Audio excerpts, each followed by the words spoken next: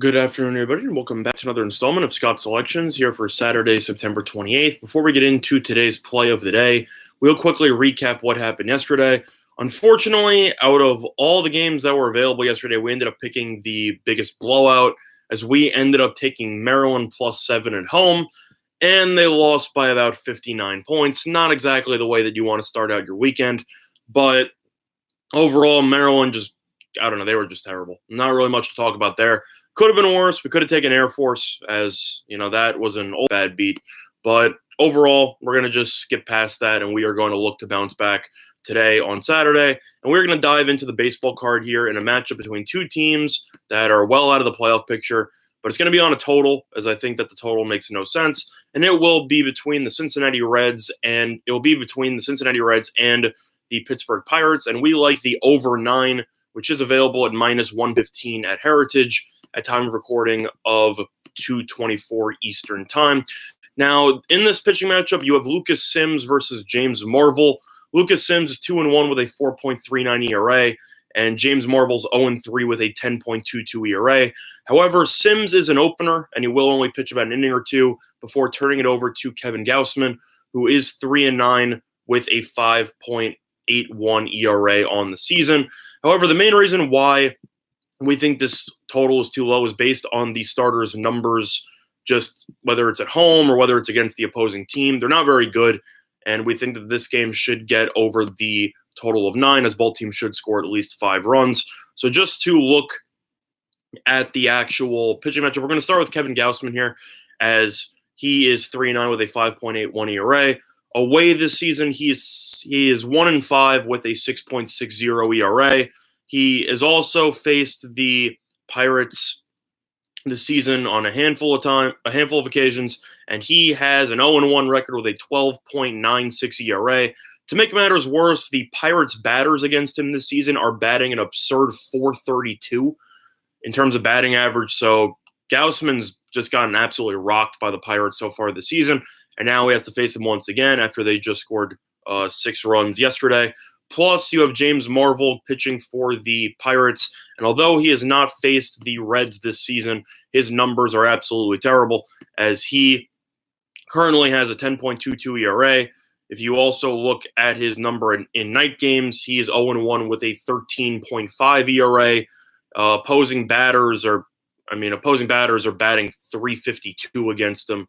They have an on-base percentage of .417. He can't really get anybody out, and he has been okay in his one start at home, but I'm not going to read much into it due to that small sample size. As a whole, his numbers are terrible, and I think that he should struggle against the Reds team. It has been struggling offensively lately, but they did score 5 runs yesterday as the first game in the series ended up having 11 runs. I think you should see a decent amount of runs. The wind is going to be blowing slightly out towards right field at roughly 7 miles an hour, which could lead to a couple more home runs. In terms of the lineups, the Reds have already announced their lineup. You have Peraza, Votto, Suarez, Aquino, Van Meter, Irvin, Barnhart, Iglesias, and then you have the pitcher. So the lineup's definitely not bad. The lineup should definitely generate a couple of runs. They still are keeping Irvin, Aquino, and Suarez in the lineup. Votto has been awful all year, but he's still technically a threat. Peraza's been okay. But as a whole, I think the Reds should be able to score at least 5 runs off of Marvel, who, if he doesn't even give up 5 runs, the Pittsburgh's going to bring in their bullpen, which is below average since Felipe Vasquez left the team. So I think they should score 5 runs, especially with a guaranteed 9 at-bats. And then you have the Pirates, who are facing a pitcher who has a 10-plus ERA against them. And this Pirates team, even though they have nothing to play for, has actually played really well lately, as they have scored at least 6 runs in 3 of their last 4 games. So I think you're looking at a higher scoring game today in PNC Park. And for that reason, for the play of the day, we're going to be taking the over 9, which is available at -115 at Heritage, and that will be the play of the day. In terms of some other leans, I don't really have much else to share. I was originally going to lean to the Yankees, or the Yankees team total, but that is a little bit too high for me, especially after yesterday when they ended up having to pull Paxton after the first inning.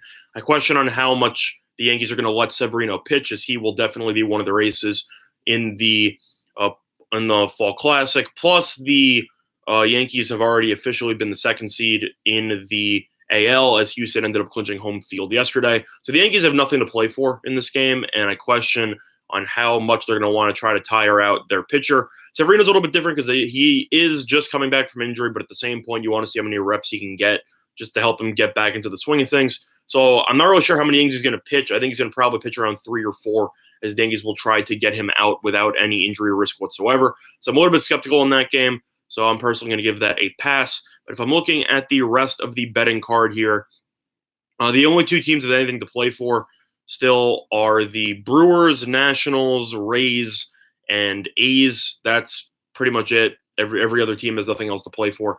But in terms of those teams, they are definitely huge money line favorites, rightfully so, as they still are playing for something. But in terms of the games, I would lean to the under 9 between the Mariners and the A's game with Gonzalez versus Anderson. Gonzalez, one thing that I've learned from watching Seattle pitch, the staff is terrible, but Gonzalez is by far their best pitcher, and he has actually been pretty solid so far this season. Anderson, on the other hand, has been hit or miss, but the Mariners' bats have been pretty quiet lately, as this offense has completely fallen asleep at the wheel and is just waiting for the offseason to begin. So I think that 9's a little bit too high. Seattle's bullpen's always volatile, so it's a little bit of a risk. Oakland's bullpen, on the other hand, though, is pretty solid, and I think that this game should generate 8 runs or less, as I can see Oakland winning this game 4-3, 4-2, something along those lines, as I simply think that if this game is going to go over, I think Seattle's going to have to score at least 4 runs, and I don't see Seattle's offense doing that. So I'll lean to the under on that one. Other than that, though, not really many other baseball thoughts, as all of the games mean absolutely nothing besides a handful. So I'm personally going to skip that, besides the one game that I saw an edge on the total. In terms of college football, we still have the Liberty team total bet that we ended up making a couple of days ago. So I'm hoping that that will cash, and that game will be starting in roughly an hour. But other than that, though, not really much else to talk about. A lot of blowout so far in college football, and kind of to surprise of nobody, as you have teams like, I don't know, Iowa playing Middle Tennessee, and you have other teams like Oklahoma playing Texas Tech. It just seems like a waste of time, as Michigan, as terrible as they are, also up 38-0 because Rutgers is terrible. I don't know. I'm hoping that some of the games in the later slate will look a lot more entertaining, as all these games have looked like blowouts. But other than that, though, quick reminder of our sponsor, PointsBet, Online Sports in New Jersey. A couple of great deals for you.